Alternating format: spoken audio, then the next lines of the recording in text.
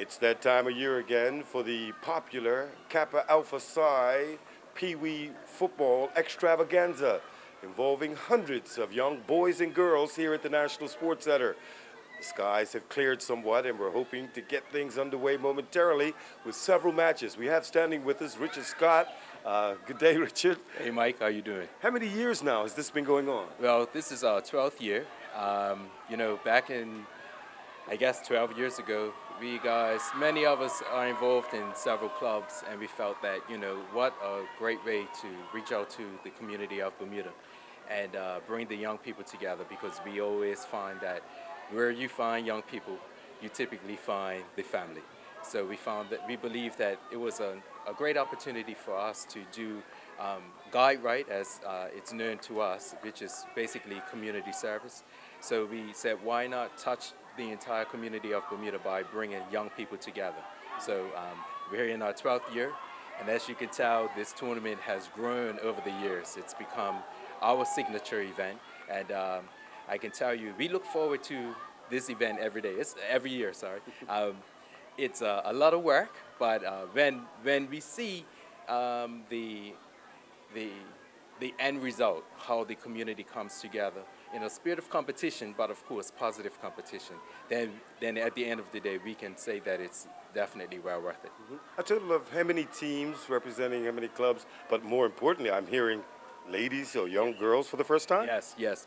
Well, of course, every year in our post-event meetings, we look for ideas how to improve. And of course, we know with ladies female soccer becoming popular, this year we decided, okay, why not add that to the mix? And this year we had the girls' first round of matches last night, and they will be competing later on for the quarterfinals and semi-final stages. And we believe that again we will look to improve and make changes to the format to next year to improve it. We have a total somewhere around 60 teams, several clubs represented, and of course, hopefully by the time we get around to noonday, if the skies stay clear, we should expect to see a bumper crowd here as usual. Yeah. It's amazing how you pull this off. 800 plus youngsters? Yeah. We get the cooperation of the BFA because, of course, they're right in the middle of the youth season, and they've agreed to pretty much put matches off for today to accommodate our schedule.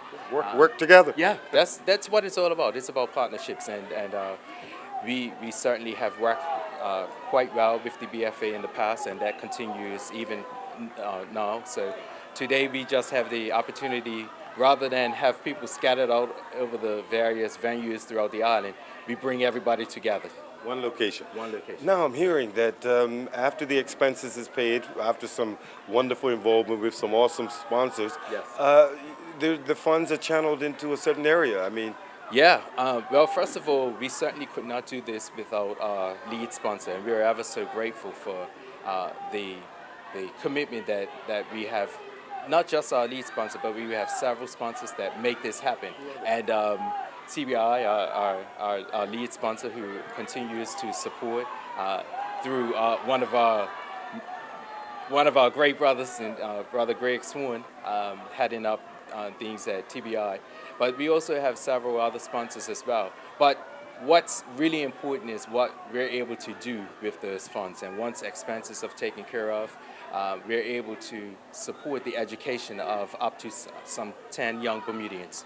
Because, of course, at the end of the day, we recognize how important education is. And although the fraternal life is oftentimes looked at as something from a social nature, but at the end of the day, everyone has to recognize that it is still through education that we're even able to be a part of Kappa Alpha Psi Fraternity Incorporated. now planning to open the door and go international possibly next year? Well, I guess you guys in the media always get a little buzz from somewhere. Who knows? We certainly have talked about the idea and the possibility. We don't want to write anything off, but of course, when looking to add to an event, Well, it's always the possibility of bringing one or two teams from overseas. So certainly, it's a possibility. Okay. Now, last but not least, for those that may be just tuning in, knowing that there's a lot of activity at the Sports Center over the last 11 years, what about the format? Just briefly, what sort of format? Surely. Well, it's we typically use the format similar to any other competition. The first rounds will be group stages. There are four teams in each group. They play 12.5-minute halves with a 5-minute rest for halftime. Interval. Yeah, and then of course the first two teams in each group will advance to the next round, which will be the quarterfinals, then the semifinals, and then on to the big match. A day of soccer. A day of soccer. The last matches will kick off at about 7 o'clock this evening. So we're talking about from 9 a.m. to 7 p.m. So you could imagine that most of us by about 10 o'clock tonight would have hit our pillow, having spent a day here. And thank God for daylight saving. Indeed, indeed. Thank you very much, Richard Scott. Surely, thank you. Had a bit of a rainstorm that blew through for a few minutes earlier, but the first final is underway. BHC going to your left towards Devonshire Rec, and Somerset on the attack. The ball kept in play near the touchline there. Travis, can you kindly bring whatever scores you have in your possession? And Somerset take the lead. Upstairs section. Travis, we need you to bring those scores in immediately. Thank you. And Liana. Oh, 2-0 already. The Trojans are really turning it on with the advantage of the win. They've taken an early 2-0 lead. Girls under 10. Somerset Trojans against PHC. Trojans leading 2-0. There's the corner kick. Oh, takes a deflection. Number 7 gives them a 3-0 lead. And they're up 3-0 just like that. It's down, and here comes the Trojans. Oh, what a save there. To Steed, and she has a teammate. Ooh, is that a handball? Oh, yes, that could be a penalty. Yep, it's going to be the skipper, Amber Butterfield, and it's 4-0.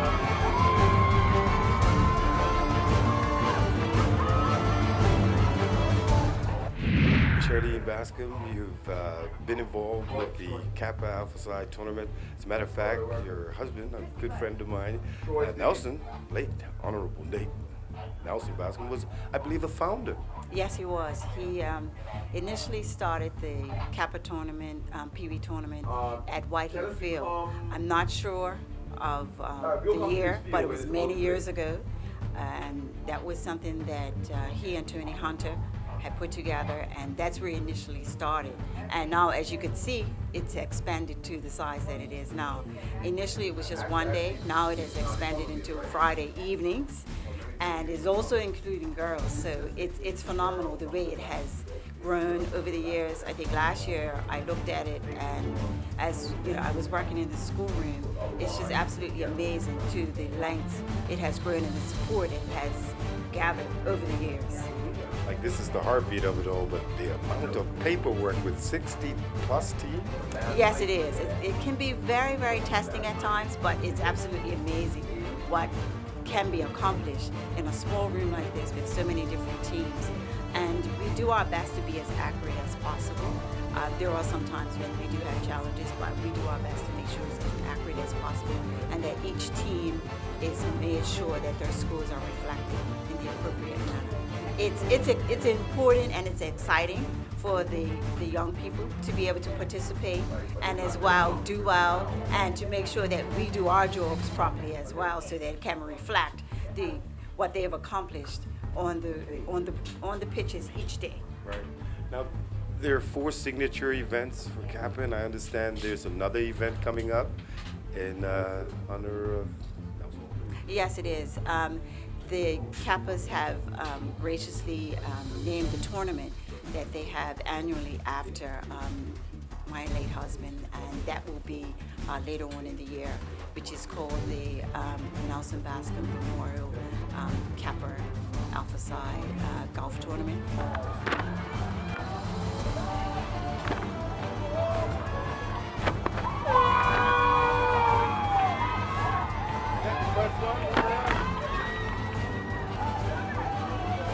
Bremer trying to turn it inside, looking for William Wilkinson.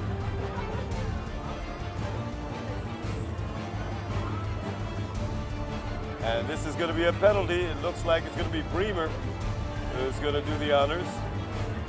Here's a penalty. And she's just wide to the right. It's being ordered retaken. Genesis Bremer shot just wide to the left. The referee Wilson says it's ordered that it be retaken. BHC must stay outside of the penalty box. And here it is again. Yes! Bremer has scored. It's 8-0. Amber Butterfield is phenomenal. And that's the final whistle. What a performance. What a performance. Alpha Psi Pee Wee Extravaganza. We've made some rounds at the field here, and everybody is excited. They can't wait for this tournament to come around annually. You guys really have been putting a lot of work into this. Yes, absolutely. I must say that this is my first year as the chairman of the committee, organizing committee, and it's been a challenge trying to keep up to the standard that has happened in the last 10 years. But the brothers in the fraternity have come together. As you can see, we put together what I think is probably one of the best events from a football perspective in Bermuda for this age group. We're happy that the sun has come out because we're a little nervous here, but we got over 60 teams. We got over 60 teams here today, and the representing teams from Somerset all the way down to St. David's. The parents, everyone's excited to be here. We're looking to make this event bigger and better each year as we go along. I don't know how we're going to do it, but we're committed to doing it. You have former presidents of the BTF. Your father won, Charlie Marshall. I see so many people involved. I mean, was it difficult to pull and get them to come out, or did they easily volunteer? Well, I'll tell you, every single person that we approached to tell them what we were doing came with the easiest of conversations. Like you said, we have previous presidents of the BFA, we have ex-officials.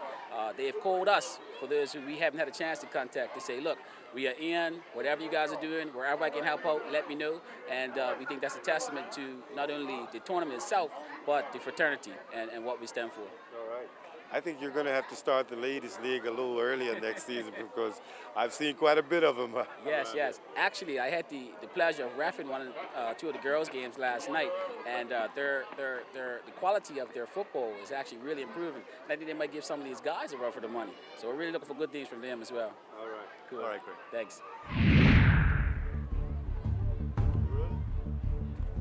We are now moments away from the second final here at the National Sports Center. It's the under-12 girls featuring Somerset and the Dandytown Hornets. Under-12 girls final. Somerset fresh from a convincing 8-0 victory in the under-10 girls. Davis, the captain, Asia Dankins, and it's up front on scoring early over there. It's the tall number 11. That's Asia Dankins, as we mentioned, her name has put the Trojans up 1-0, going with the win. Man in the middle is Anthony Bailey, and already we have one goal as the Trojans go with the win. Oh, a long shot, it's brought down by the keeper, and the follow-up is there, and Somerset leading 2-0. I believe that's their skipper right there. Number 3, is it number 3? Yeah, that was number 3, Showers, who has put them up 2-0. Dandytown, will she try a long shot? Oh, almost, yes! Caught the goalkeeper out of position, and Greaves, the skipper, puts them up 3-0. To Darrell, still with the ball at her feet, it's cleared. Here's Darrell again. Oh, what a goal by Darrell! Right at the edge of the box, and the Trojans go up 4-0. That's Deshae Darrell. Free kick, here it is. Oh, just over the crossbar there. Deshae Darrell. Andy Town with 3 men there. Unable to control it. The goal goes. Unable to keep up with it. And another goal there from number 9. That's Greaves. And I believe that's her hat trick. A hat trick for Greaves. Final whistle. That'll do it. Somerset Trojans coming away with a convincing 7-0 victory. Once again, the goal scorers. It was Trot opening the scoring. Showers made it 2-0. Greaves, the first of her 3 goals, made it 3-0. Darrell 4-0. Showers 5-0. Greaves finished it off 6 and 7 goals for the Trojans.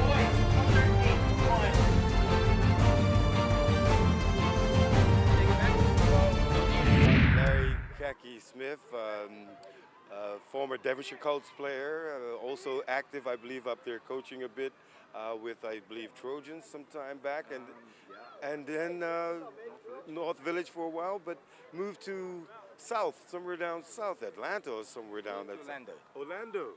And you're back here for a while watching our youngsters in action. This is Bermuda.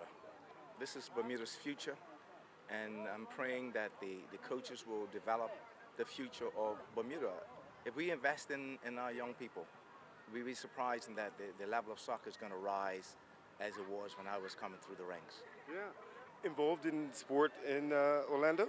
I'm a director of coaching in a club called Greater Osceola United.